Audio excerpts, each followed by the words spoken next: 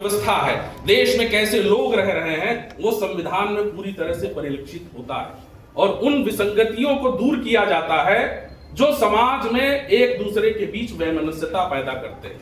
संविधान ने तो हमें आजादी दी ना, हमें समान बनाया है, लेकिन असमानता आज भी जो है व्याप्त है। इसलिए नैतिकता संविधान के जो शासक है, संविधान के आधार पर जो बन रहे हैं, वो महसूस नहीं कर रहे हैं।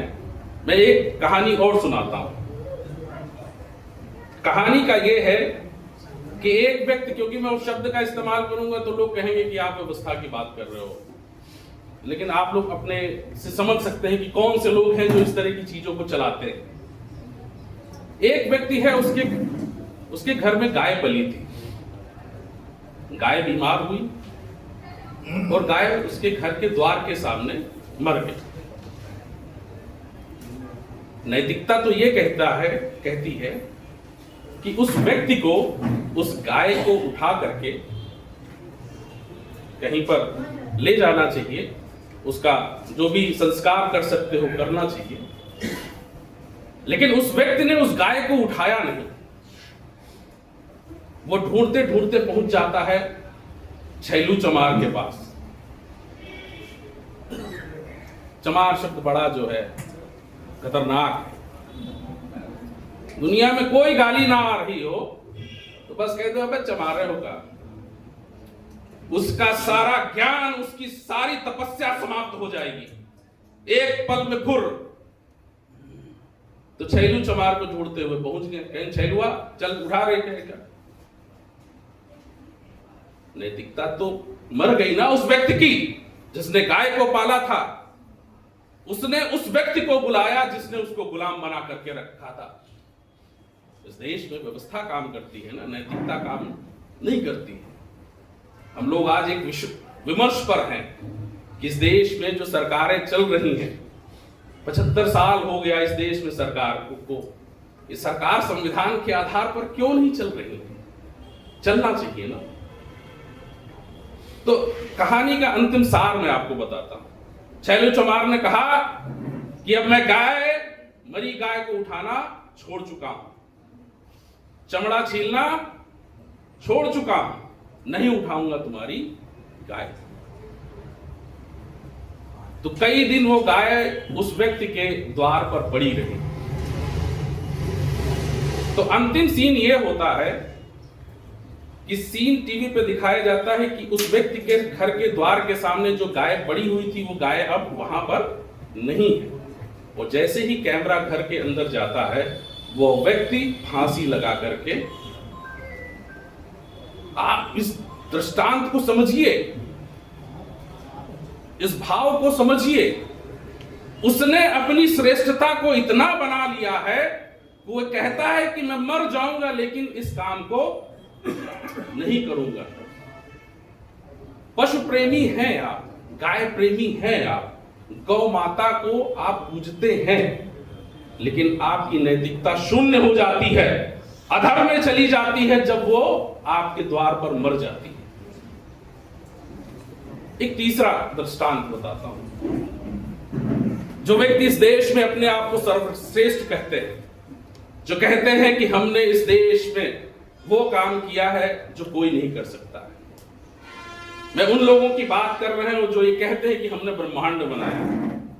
मैं उनकी बात कर रहा हूं जो लोग कहते हैं कि हमने इस देश में उस व्यवस्था को बनाया जहां पर मनुष्य अपना लालन पालन या अपना जीविकोपार्जन करता है। उन्हीं के हाथों में इस देश का साहित्य है। उस साहित्य को जब चाहते हैं, जैसा चाहते हैं, तोड़ मरोड़ देते हैं। इस देश में एक व्यवस्था अच्छी है कि बड़े जनों का पैर छूना चाहिए, ये हमारा नैतिक कर्तव्य है। लेकिन इस देश की जो किताबें हैं वो ये कहती हैं कि 10 वर्ष के ब्राह्मण का पैर 100 वर्ष के क्षत्रियों को छूना चाहिए। नैतिकता तो यहां से बढ़ती है ना, और इस पर वो गर्व करते हैं। और इसका एक साफ उदाहरण मैं आपको बताता हूं। अभी कुछ ही दिन पहले कुछ लोगों को मारा गया, 10-10, 8-8 वर्ष के। बच्चों को, मैं नाम नहीं लूंगा, हर घटना से आप लोग वाकिफ हैं, उनके लोग पैर छू रहे थे जो 80 साल का बूढ़ा था। तो मैं कहना क्या चाह रहा हूं, मैं उस दृष्टांत को आपके सामने मैंने रखा कि इस देश में नैतिकता का भाव तभी आ सकता है जब इस देश में असमानता जो व्याप्त है, गैर बराबरी की व्यवस्था जो व्याप्त है, उससे आपको अलग होना पड़ेगा, अन्यथा यह व्यवस्था अनवरत रूप से चलती रहेगी, इसका कोई तोड़ नहीं है। सरकार बदल भी जाएगी तब भी कुछ होने वाला नहीं है। सरकार का एक उदाहरण और देता हूं कैसे यह व्यवस्था काम करती है। यह व्यवस्था सामाजिक व्यवस्था और राजनीतिक व्यवस्था और आर्थिक व्यवस्था को किस तरह से अपने हाथों में लेके चलती है। 2007 में बहुजन समाज पार्टी की पूर्ण बहुमत की सरकार बनी, सब लोगों ने उल्लास मनाया और उस उल्लास में जो है एक नारा दिया गया कि यह सरकार जो बनी है वो सोशल इंजीनियरिंग के आधार पर बनी है और इसका सारा क्रेडिट जो है एक वर्ग विशेष को जाता है। सरकार बन गई और सरकार बनने के कुछ ही दिन बाद एक शासनादेश जारी होता है। हमने 2018 2 अप्रैल को एक बड़ा आंदोलन किया था ना कि न्यायपालिका ने इस देश के SC/ST एक्ट को नॉर्मलाइज कर दिया। मैं तो उसी घर का हूं, इसलिए मुझे ज्यादा कष्ट है जब पिताजी ज्यादा शरारती हो जाएं तो पिताजी को समझाने का भी वक्त आता है। पिताजी ने लालन पालन किया हो अच्छे से, लेकिन एक समय में पिताजी दूसरे रास्ते पर चले जाएं तो उनको समझाना आवश्यक है। तो 2007 में एक पहला जियो गवर्नमेंट ऑर्डर पारित हुआ जिसमें यह कहा गया कि SC/ST एक्ट उन्हीं पर लागू होगा जब तक उसकी जांच नहीं हो जाती। पहला। दूसरा ऑर्डर यह जारी हुआ कि SC/ST एक्ट तभी लागू होगा जब हीनियस क्राइम होगा, यानी मर्डर कर दिया गया हो, गाली दे करके रेप कर दिया गया हो, ये कुछ ऐसी घटना। तो पहली बार इस देश में SC/ST एक्ट को कमजोर किया गया 2007 में। मैं इसका स्वयं का पीड़ित हूं, इसलिए मैं कह रहा हूं। और यही ऑर्डर 2008 में हुआ। ये ऑर्डर हुआ क्यों? जो बहुजन समाज पार्टी इस देश की व्यवस्था, गैर बराबरी की व्यवस्था के खिलाफ संघर्ष करके सत्ता में आई, वही सरकार बनते ही गैर बराबरी की व्यवस्था के जो पोषक थे उनके आधार पर कानून को कमजोर किया गया। तो नई सरकार अगर बन भी जाएगी तो अगर आपको लगता है कि इस देश में भारतीय संविधान पूर्ण रूप से लागू हो सकता है, लोकतंत्र मजबूत हो सकता है, तो ऐसा संभव नहीं। बहुत सारे लोग मुझसे कहते हैं कि आप जो है सिर्फ उस व्यवस्था की बात करते हैं जिस व्यवस्था में आप हैं। हाँ, बिल्कुल बात करता हूं क्योंकि मैं पीड़ित हूं, लेकिन मैं आज मंच पर दूसरी व्यवस्था की भी बात करता हूं। 1909 में इस देश में पहली बार सेपरेट इलेक्टोरेट आया। मैं चाहूंगा कि 5 मिनट आपका और होगा क्योंकि बहुत सारे विषय आप लोग भी। 1909 में पहली बार जब सेपरेट इलेक्टोरेट आया तो सेपरेट इलेक्टोरेट किसको मिला? इस देश के मुसलमानों को सेपरेट इलेक्टोरेट मिला। सेपरेट इलेक्टोरेट के आधार पर सीटों का विभाजन हुआ, प्रोविंशियल इलेक्शंस में और सेंट्रल लेजिस्लेटिव असेंबलीज में। जो अंग्रेजों की व्यवस्था थी उन्होंने दिया सेपरेट इलेक्टोरेट। तो जब मुसलमानों को सेपरेट इलेक्टोरेट मिला तो कौन से मुसलमान अंग्रेजों की बनाई गई व्यवस्था में शामिल हुए, इसका भी तो आकलन करना चाहिए कि हम एक तरफा नहीं चलते। इस देश की व्यवस्था जो है उसको जनता तक और आपके बीच में आना चाहिए। मुसलमान एलीट कब से हो गया? एलीट मुसलमान, मैंने जो पढ़ा है मुझे तो पता है कि इस्लाम का जो बेसिक प्रिंसिपल है वो इक्वलिटी है, समानता है। क्या इससे कोई इनकार कर सकता है? लेकिन जब 1909 में व्यवस्था बनी तो मलाई चाटने के लिए कौन से मुसलमान अंग्रेजों के सामने तलवे चाट रहे थे? मैं खुद की कहता हूं, उन्होंने वो लड़ाई क्यों नहीं लड़ी जो उनके खिलाफ चल रही थी? 1909 के बाद 1919 आया। 1919 में सेपरेट इलेक्टोरेट जो है मुसलमानों के साथ साथ सिखों को भी दिया गया। सेपरेट इलेक्टोरेट आप सब लोग समझ रहे हैं ना, पृथक निर्वाचन, यानी आपकी मुसलमानों की पूरे देश में जहां पर ब्रिटिश प्रोविंसेस थी, ब्रिटिश प्रांत थे, 11 प्रांतों में आपको रिजर्वेशन दे दिया गया कि वहां से मुसलमान के अलावा कोई और जीत करके नहीं आ सकता। उनकी सीटों का निर्धारण हुआ। उसी तरह से 1919 में हुआ, सिखों को भी मिला। तो कौन से सिख वहां पर पहुंच गए? अंग्रेजों की जो प्रोविंशियल इलेक्शंस हुए और उनकी जो असेंबलीज में कौन से पहुंचे? तो सिखों में वो लोग पहुंचे जो कहते कि हम गुरु नानक के वंशज हैं, गुरु नानक देव की जो है हम लाइन चलते हैं। और जो सिख में कन्वर्ट हुए वो लाल बेगी हैं, मजहबी हैं, रमदसिया हैं और रब दसिया हैं। इनको उस का अधिकार और उसके आधार पर उनको संविधान या किसी भी तरह से लेजिस्लेटिव अधिकार नहीं मिले। पटियाला के जो राजा जी साहब पहुंच गए दंदना के, क्यों भाई? सिख तो और भी है ना। सिखों ने सिख जो उस भावना को व्यक्त करके जो समानता की बात कही ना गुरु नानक ने,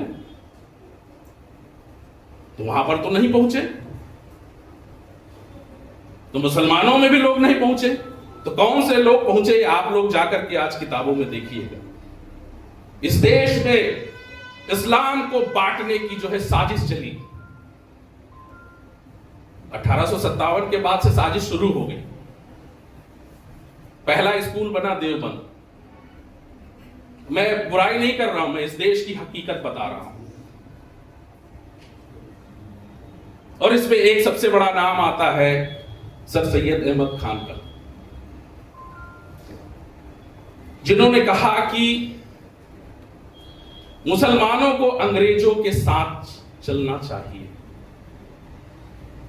और एक शब्द बहुत गंदा कहा, ऐतिहासिक है, कि इस देश में नीच मुसलमानों को मदरसे तक ही सीमित रखना चाहिए, अंग्रेजी उनको नहीं पढ़नी चाहिए।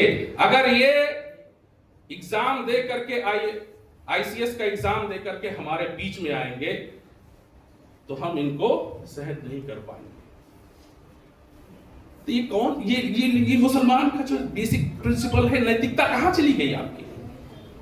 उस नैतिकता के उस भाव को आप समझिए कि साजिश हुई है इस देश में। क्या हम उस नैतिकता की बात नहीं करेंगे? क्या जो संवैधानिक नैतिकता दिख रही है, क्या ये संवैधानिक नैतिकता उन मुसलमानों में, उन लोगों में जो इस देश की वर्ण व्यवस्था पर श्रेष्ठ हैं, उन लोगों में जो इस देश में कोई भी धर्म आ जाए उसमें अपने आप को श्रेष्ठ बना देते हैं, उनकी नैतिकता शून्य हो जाती है? गोवा की एक कहानी है। गोवा में बहुत सारे लोग क्रिश्चियन बने, जो समाज से पीड़ित थे वो लोग भी क्रिश्चियन बने। लेकिन वहां का जो बिशप है, वहां का जो रेवरेंड है, वही है जो इस देश की वर्ण व्यवस्था में अपने आप को सर्वोच्च कहता है। वो नैतिकता भूल जाएंगे। चारों तरफ इन लोगों ने वो है जो शिकंजा डाल दिया है। सिख धर्म में 10 गुरु हैं। इन 10 गुरुओं को आप देख लीजिएगा कि क्या ये पूरे समाज का प्रतिनिधित्व करते हैं जो सिख धर्म में आस्था या विश्वास रखते हैं। उनके बीच में गैर बराबरी की खाई क्यों पैदा हुई, इसका भी तो विश्लेषण होना चाहिए ना। तो हम संवैधानिक नैतिकता की बात कर रहे हैं ना, तो ये लागू कहां हो पाएगा? 2004 में शिक्षक कमेटी की रिपोर्ट आई, वो गठित किया गया, 6 में आई, सरकार कांग्रेस की। और उसमें एक लाइन बड़ी फेमस हुई कि इस देश में 85% से 88% मुसलमान शेड्यूल्ड कास्ट की जो स्थिति है उससे भी बदतर है। क्यों भाई, मुसलमान क्यों बदतर हो गया, इसका भी तो विश्लेषण होना चाहिए। इसके लिए जिम्मेदार सरकारें नहीं हैं, इसके लिए जिम्मेदार वो हैं जो इस देश में इस्लाम को बांटते हैं और अपने आप को अशरफ और दूसरे को अर्जल और अजलाफ कहते हैं। क्यों भाई, तुमको ये राइट किसने दे दिया कि अपने आप को आप सुपीरियर रखो, सुप्रीम रखो, एलीट क्लास रखो? और इस देश का मुसलमान गुर्बत में जी रहा है। क्यों? क्योंकि वो इस देश का वो मुसलमान, जो इस धरती का मुसलमान है, जो कन्वर्ट हुआ इस्लाम में, इस्लाम की भावना को अपने बीच में समाया कि हम समानता की तरफ जाएंगे, वही मुसलमान गुर्बत में जी रहा है। 3 जातियों के नाम, लाल बेगी, भंगी, हलालखोर है ना। क्यों भाई, इनको उन कुर्सियों पर बैठने का अधिकार क्यों नहीं मिला जो 1909 में सेपरेट इलेक्टोरेट के आधार पर मुसलमानों को मिलना चाहिए ना। और कहेंगे कि मुसलमान गुर्बत में। तो इस संवैधानिक भावना को और संवैधानिक जो नैतिकता को ये लोग क्यों व्याप्त नहीं कर आगे बढ़ा रहे हैं? क्योंकि ये चाहते हैं कि हमारी सुप्रीमेसी बनी रहे। देखिए, जब जातीय जनगणना होगी, असली प्रश्न वो अभी तो ये सारी चीजें अभी मौका मिलेगा, अभी बोल रहे हैं, हम लोग भी बोलेंगे। देखिए, मैं सवाल भी पूछ लीजिएगा। संविधान पे बोल रहे हैं, संविधान ही पे नहीं, मैं इधर उधर की बातें ही नहीं कर रहा हूँ। मैंने तो जो विषय है उस विषय पर अपनी बात को रख रहा हूँ। आप मुंतशिर करने का काम कर रहे हैं 100%। अगर आप लोग इससे इत्तेफाक नहीं रखते तो भाई मैं अपनी बात को समाप्त कर सकता हूँ। बोलते नहीं, सही मजा ही आ रहा है। काम की बात तो रूपरेखा वर्मा जी कर गई थी, उसके बाद मैं समझता हूँ किसी बात की जरूरत नहीं थी।